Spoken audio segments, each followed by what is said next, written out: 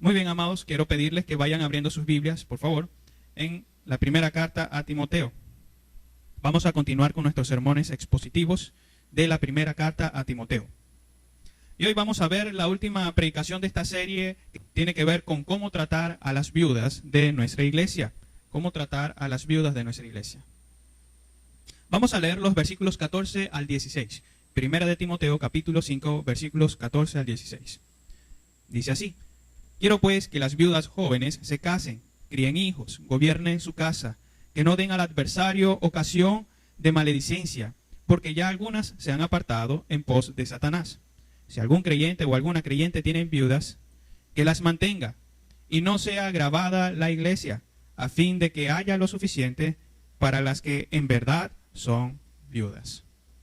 Hemos estado hablando acerca de este grupo de personas o este grupo de mujeres a quienes Dios ve de forma especial.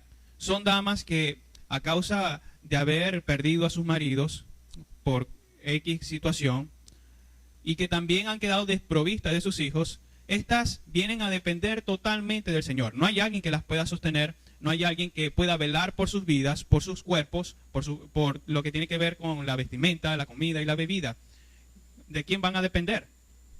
Sabemos que finalmente todos nosotros dependemos de Dios. Y que estas damas son la clara imagen de personas que realmente dependen de Él.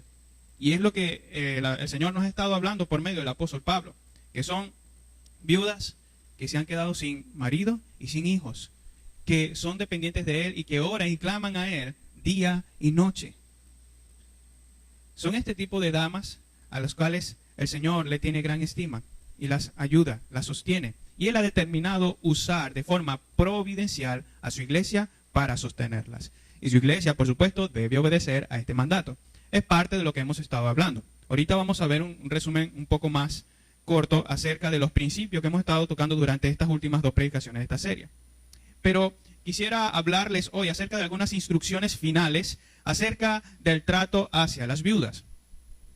Y algo que nosotros vamos a poder ver es que cuando el mundo trata a las viudas, por lo general pueden llegar a hacerlo de forma descuidada. Puede ser que el mundo no estime tanto a las viudas, sino que las deje a un lado o inclusive las trate como marginadas sociales. Podrá conocer usted alguno de esos casos. He visto damas cuyos hijos se han ido y no la cuidan. Han quedado totalmente desprovistas. Damas sin esposo y que sus hijos al irse del país se olvidan de ella. Ni una llamada ni nada. ¿Qué hacen estas damas? Obviamente necesitan depender del Señor. Tratar con su asunto principal, que es el pecado, por medio de nuestro Señor Jesucristo. Pero también deben depender del Señor. Y aunque el mundo las trate de esta manera, nosotros vamos a ver cómo en el Evangelio Dios las vindica. Cómo Dios les da el lugar correcto. No solamente en lo respectivo al sostenimiento material, sino también en lo respectivo a su ministerio dentro de la iglesia como ayuda. Son estas cosas las que nos llevan a ver cómo Dios da el lugar a cada uno dentro de su pueblo. Así que cada miembro es importante. Cada miembro de la iglesia es importante. Y las viudas todavía tienen mucho de sí que dar al servicio del Señor y de su iglesia. No las desplacemos, no las dejemos a un lado, sino más bien alentemos a las viudas a seguir las instrucciones que el Señor les ha dejado en su santa palabra. Y ahora, haciendo un recuento de lo que hemos visto semanas atrás, hemos dicho que se les debe sostener a las viudas, no cualquier tipo de viudas, sino cierto grupo específico de viudas. Se les debe sostener económicamente, y es a lo que se refiere la palabra honra.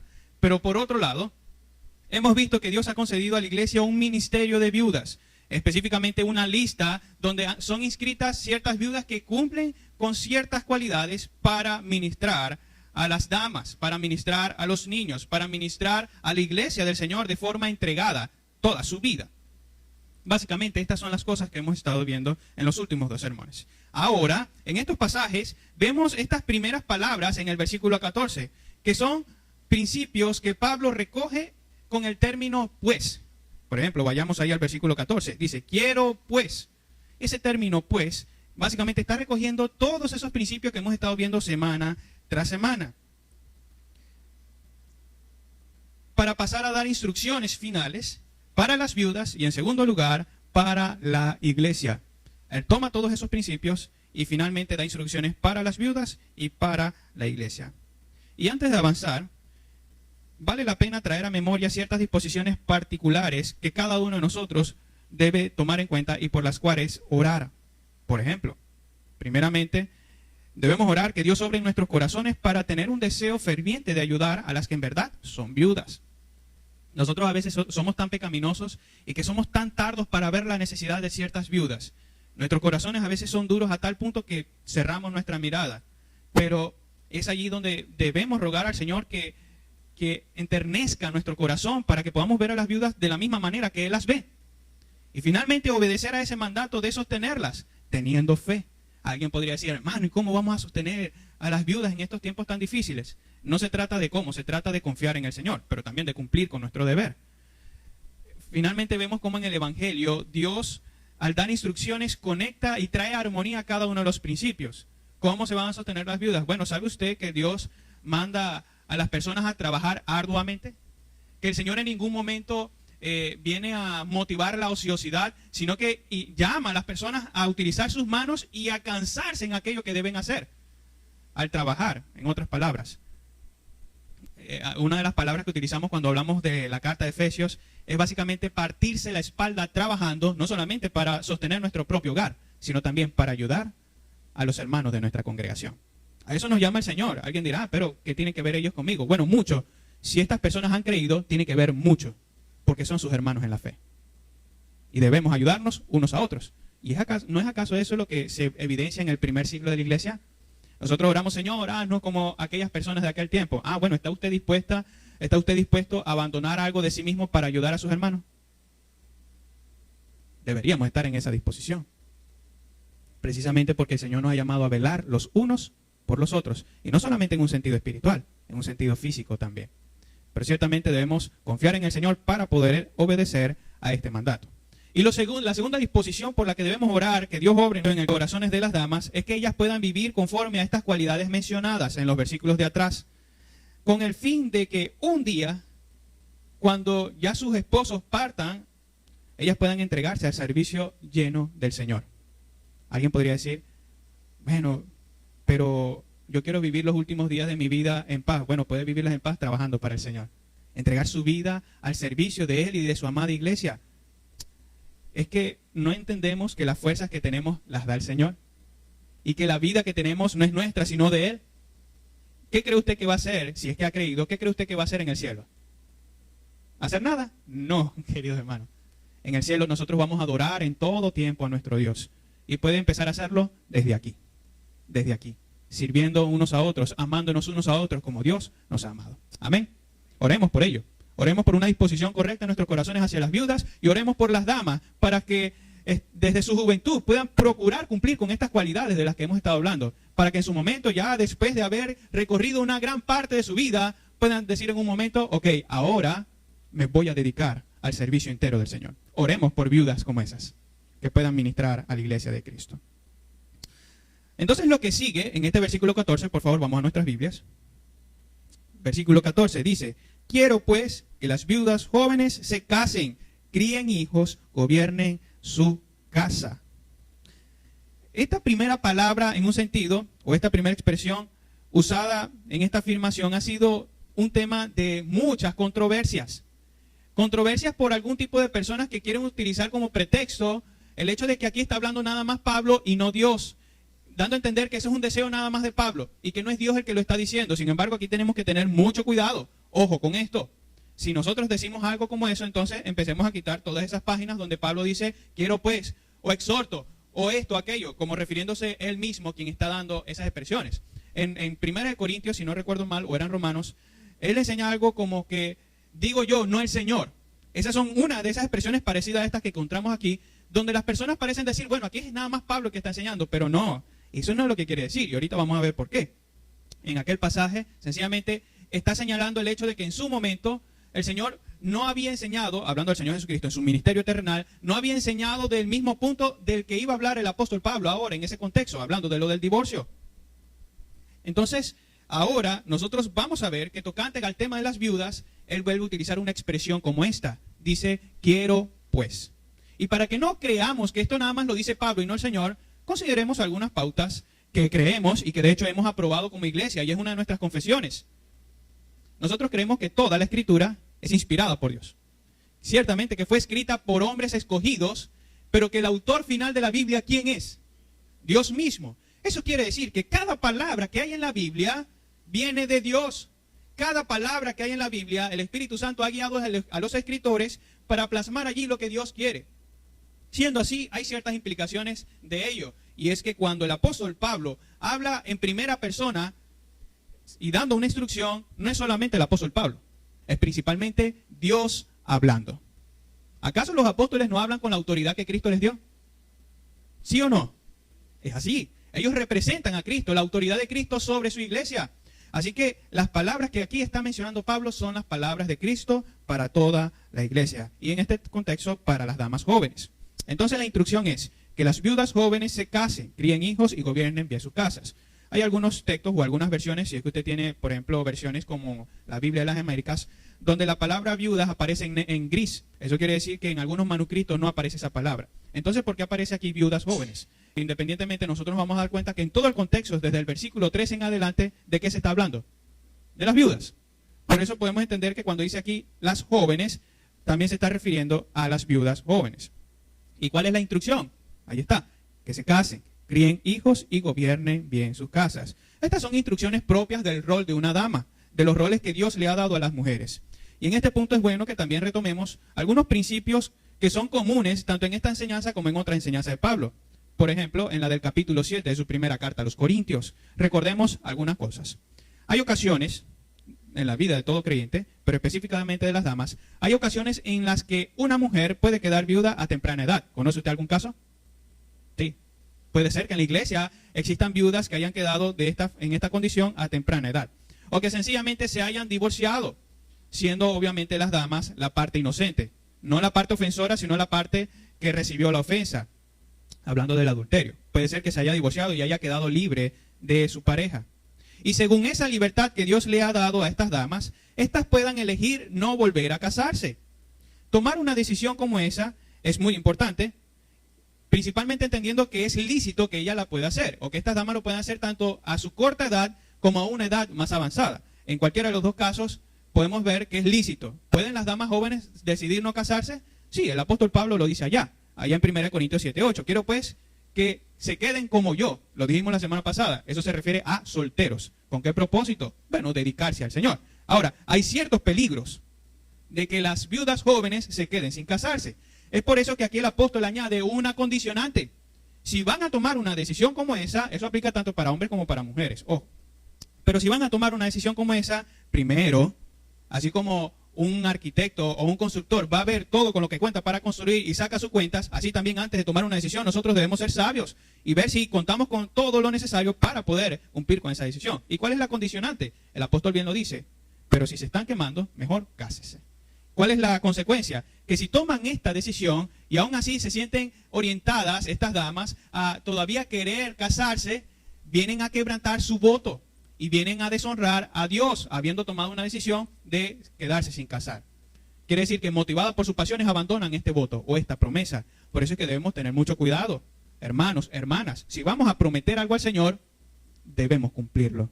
Pero no queramos de buenas a primeras tomar una decisión a la ligera para mañana. No, ¿saben qué? Me arrepentí. Ahora me quiero volver a casar. Cuidado, el Señor castiga. Es verdad, es lícito. Usted puede decidir casarse o no casarse nuevamente. Pero para evitar las tentaciones, para evitar que usted pueda quebrantar su voto al Señor, es mejor que se case nuevamente y no tome decisiones apresuradas. Es verdad que las personas tienen esta libertad de decidir, pero es bueno prestar atención a los dones que Dios ha dispensado para nosotros. ¿Sabía usted que el matrimonio es un don de Dios? Algunos dicen sí, es así. El matrimonio es un don de Dios. ¿Sabía usted que la continencia también es un don de Dios? Sí, también lo es. Si Dios, querida dama o querido hermano, si Dios le ha dado el don de continencia después de haberse usted casado y queda viudo o viuda, usted, bueno, entonces quédese sin casar. El Señor le está dando un don para que usted pueda participar de ello y dedicarse al Señor. Pero si usted está casado, casada y viene a quedar viudo o viuda, pero todavía tiene esta orientación hacia tener una pareja o querer casarse, no tome una decisión aislada de ese don que Dios le ha dado. Vuelva a casarse. Porque el Señor lo ha dado y eso es bueno. No es bueno que el hombre esté solo. Asimismo, las mujeres han sido hechas para complementar al hombre y el hombre a la mujer. Teniendo esto de trasfondo, es que podemos entonces guiar y motivar a las viudas jóvenes a que se casen nuevamente.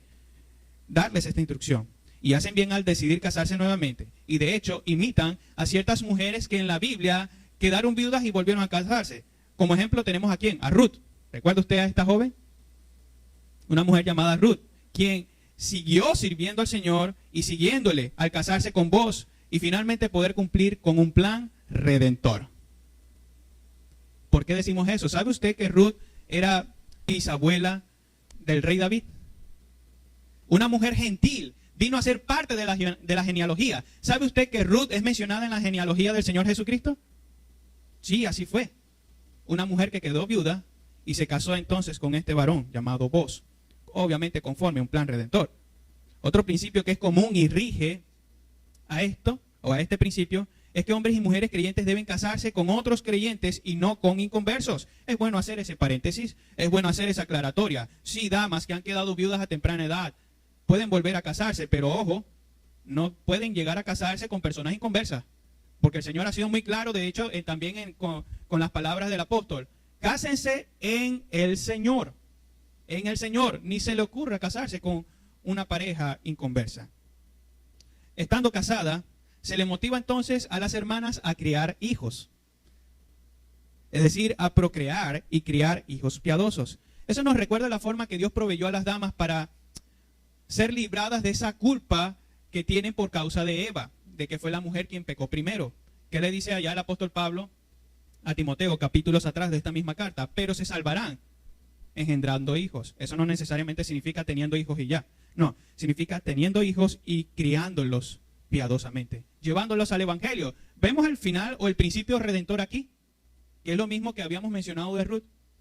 Ruth cumplió con un propósito redentor aquí, y era seguir esa línea de genealogía.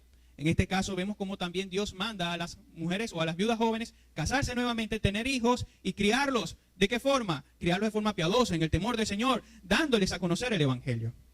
Vemos entonces el propósito redentor allí. Allí vemos cómo el Señor manda a las mujeres a enseñar el evangelio a sus hijos.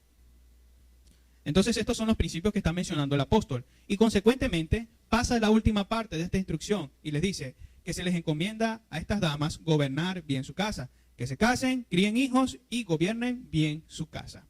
Este texto o estas palabras, estas últimas palabras de esta primera parte del versículo 14, pueden llegar a ser mal entendidas para sugerir que la mujer tiene una esfera de autoridad igual a la del hombre en el hogar. Ahora, debemos tener mucho cuidado con eso, porque si fuera el caso, entonces estaríamos del lado de este grupo de personas que no manifiestan o no señalan una diferencia de roles. Y allí tenemos que tener cuidado, porque la Biblia sí hace diferencia de roles. Dios le ha dado roles a los hombres y Dios les ha dado roles a las mujeres, distintos que cumplir en el hogar. Y tenemos que decir que ciertamente el Señor ha dado una esfera de autoridad a las damas en el hogar, pero este siempre debe estar subordinado a la esfera de autoridad de los hombres, que son la cabeza del hogar que Dios ha puesto, y así lo enseña la palabra. Así que sí, el Señor les dice a las damas, gobiernen bien su casa, tengan las cosas en orden, siempre bajo la línea que el Señor ha provisto. Deben, y esto lo mencionaban algunos comentaristas, aquí el gobernar bien la casa no solamente se relaciona con el criar o gobernar a los hijos, sino también de administrar bien las cosas en el hogar. Eso es importante. Alguien podría decir, no, la Biblia no da tanta información acerca de cómo las mujeres pueden gobernar bien su casa. Error. El contexto de este pasaje sí nos demuestra que en el hogar las damas deben ser buenas administradoras. Deben usar bien los recursos que su esposo o que ella misma también en apoyo a su esposo van adquiriendo para poder servir dentro de su hogar. Esa es una de las áreas, o este es uno de los textos que podemos usar para demostrar que las damas deben ser buenas administradoras. Pero no solamente buenas administradoras, sino también damas que han recibido autoridad del Señor para gobernar a sus hijos, para instruirles en el temor del Señor. ¿Y hay pasajes, hermanos, que hablan acerca de la autoridad de las madres sobre sus hijos? Por supuesto que sí. ¿Acaso no le dice el Señor a los hijos, honrad a vuestros padres? Y también ahí incluye a las madres, honra a tu padre y a tu madre. ¿Por qué le debemos honra? Porque Dios les ha dado a ambos una figura de autoridad. Quiero citar nada más 2 versículos para demostrar la autoridad que tienen las damas sobre sus hijos. ¿No dice Proverbios 14:1, el ojo que escarnece a su padre y menosprecia la enseñanza de la madre, los cuervos de la cañada lo saquen y lo devoren los hijos del águila? Si lo dice, hay una referencia directa a la enseñanza de la madre sobre los hijos. Eso es autoridad. Hay otro pasaje, Proverbios 30:17. Perdón, mis hermanos, les cité ahorita Proverbios 30:17. El que les iba a citar de 14:1 es, la mujer sabia edifica su casa. ¿Y qué es eso sino administrar bien las cosas? ¿Qué es eso sino guiar a los hijos, enseñarles el temor del Señor? ¿Qué es eso sino administrar los recursos del hogar? Ciertamente son principios y hay muchos más para hablar acerca de la autoridad de las damas dentro del hogar. Entonces, estas instrucciones se dan básicamente por 2 motivos, que lo vemos en este mismo versículo 14 y en el 15. ¿Cuáles son? No dar al diablo ocasión para injuriar. Ahí la palabra que se utiliza es maledicencia, pero es un término equivalente, injuriar, blasfemar. Y la segunda razón por la que se están dando estas instrucciones es como una admonición o una advertencia para no ir en pos de Satanás. Satanás es conocido por ser un acusador, ¿sabe usted eso? Pero no ser un acusador necesariamente de esos que son verdaderos, sino más bien un acusador de esos que utilizan difamaciones y que a veces no hacen más que, miren lo que hizo este, como que crear todavía más culpa sobre la persona, señalar y decir mentiras. Básicamente, Satanás es conocido por eso, por querer blasfemar contra Dios y su evangelio. Y las damas, entonces, que se rehúsan a seguir estas instrucciones dadas por el apóstol Pablo, eran instrumentos de Satanás para hacer que otros pecaren al blasfemar contra el nombre de Dios. ¿Es que acaso cuando usted peca y lo hace frente a los otros, no puede motivar a las personas a decir, para ser cristiano como él, prefiero quedarme como estoy? Eso es blasfemia. Eso es negar al Señor. Eso es creer que lo que el Señor está obrando es algo peor. Cuidado, no demos pie para que las personas puedan pensar que están bien como están, porque están mal. Nosotros debemos tener cuidado del testimonio que damos y las damas ciertamente deben procurar tener cuidado. ¿Cuáles son los peligros de no obedecer a esta instrucción que el Señor le da a las viudas jóvenes? Ya lo hablamos de la semana pasada. Vienen a quebrantar su pacto con el Señor, vienen a ser guiadas por sus pasiones y vienen a vivir vidas desobedientes delante del Señor. Y lo hablamos también en la primera predicación de esta serie. Habían damas que se dedicaban a la ociosidad, al chismerío. Esos son pasos para las personas para blasfemar contra Dios. Y se debe tener mucho cuidado, mis hermanas. Hay que honrar al Señor. Y si el Señor le ha dado estos dones para volverse a casar, hágalo y siga las instrucciones del Señor. Naturalmente, una dama que evadía estas instrucciones era presa fácil de las tentaciones y como consecuencia venía a ir en pos de Satanás, deshonrando al Señor. Y por último, el apóstol vuelve al tema del sostenimiento de las viudas. Ya acabamos con el versículo 14 y el 15. ¿Qué se nos enseña por medio de todo esto? El Señor quiere que aquellas damas que han quedado viudas o que están solteras desde su juventud, valga la redundancia, se les llama a que si el Señor les ha dado el don de matrimonio, cásense. Honren al Señor por medio de ello. Tengan hijos. Críenlos en el temor del Señor. No piense como el mundo. ¿Qué piensa el mundo hoy de las damas que tienen hijos? ¿Sabe usted? Muchas mujeres, y también incluyendo hombres, piensan que tener un hijo es un freno a su realización personal. ¿Dónde en la Biblia dice que los hijos son un freno? Hay mujeres que, lamentablemente, incluso hombres que por causa de la imagen de su mujer prefieren no tener hijos. Suplantan el lugar del hijo con un animal, con una mascota. Para tener hijos prefiero tener una mascota, un perrito, un gato. Hermanos, eso es aberrante. Tengamos cuidado de no pensar como el mundo piensa. Pensemos como Dios quiere que pensemos. Honrémosle al tener una buena forma de pensar, una buena perspectiva del matrimonio, de los hijos, del gobernar bien la casa. Amadas hermanas, entréguense a esto si el Señor les ha dado el don de volver a casarse. Eso nos lleva entonces al versículo 16. Vamos a leerlo.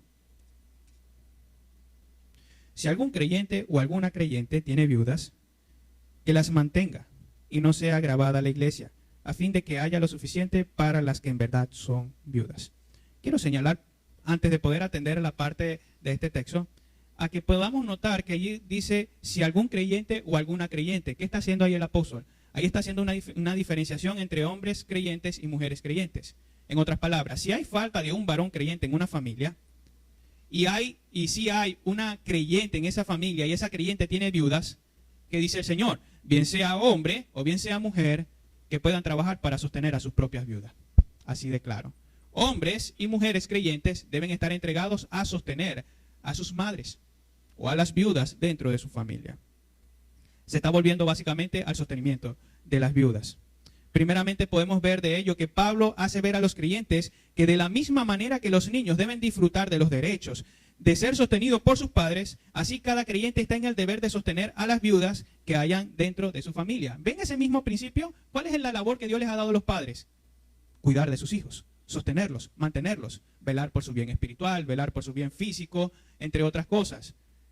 ¿Y qué pasa cuando estos padres se vuelven ancianos?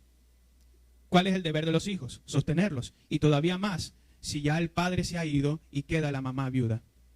Es prioridad para esos hijos sostener y disfrutar del mismo honor que sus padres tuvieron al momento de tenerlos como niños. Así que, hermanos, disfrutemos de ese don que Dios nos ha dado o de esa oportunidad de honrar a nuestros padres. En este caso, hablando de las viudas. Se les debe sostener y estas personas deben procurar hacerlo. Cada creyente debe velar por las viudas de su propia familia. De esta manera se podrá asegurar que los recursos del reino de Dios no sean mal utilizados, más bien que lo que el Señor ha provisto sea correctamente administrado. Y ya lo vimos desde el primer sermón. El Señor ha dicho a quiénes se les debe dar los recursos del reino. Debemos ser sabios en ese sentido para no mal utilizarlos. La repartición correcta de los recursos no debe ser tomado a la ligera por la iglesia. Y este principio es visible, ¿sabe dónde? En Hechos 6. ¿Acaso para los apóstoles fue algo de importancia, de poca importancia, el que las viudas de los griegos hayan sido desatendidas? No, mis hermanos, eso era algo importante para ellos. Fue tan importante que el Señor utilizó esto como un medio para establecer oficios de servicio dentro de la iglesia. De manera que, demostrando que realmente esto es importante, los apóstoles dan instrucciones de cuáles deben ser esas características de las personas que van a ministrar. Deben ser llenos del Espíritu, deben ser llenos de sabiduría y de buen testimonio, para poder atender a estas cosas como el sostenimiento físico, la repartición de los alimentos dentro de la iglesia. Y así de importante es también que la iglesia pueda hacer una correcta administración de los recursos del reino de Dios para el sostenimiento de las viudas. Y nuevamente, no de cualquier viuda, de las viudas que ya el Señor ha determinado. Nosotros debemos ser cuidadosos, buenos administradores. El Señor Jesucristo usó muchas veces parábolas o ilustraciones acerca de un buen siervo, ¿verdad? De cómo su Señor sale y encarga a su siervo dándole talentos o dándoles tareas que cumplir. ¿Cuál siervo quiere ser usted? ¿El siervo malo y negligente? ¿El siervo que no utilizó bien los recursos? ¿O aquel que verdaderamente usó los bienes de su Señor para multiplicarlos, para administrarlos de forma correcta? Si somos creyentes debemos ir por lo segundo. Administrar bien los recursos. Y esto que hablamos de las viudas es una de las formas de usar bien esos recursos. A través de este suceso podemos ver el tipo de administración que el apóstol tenía respecto de los recursos del reino de Dios y sus prioridades en los gastos.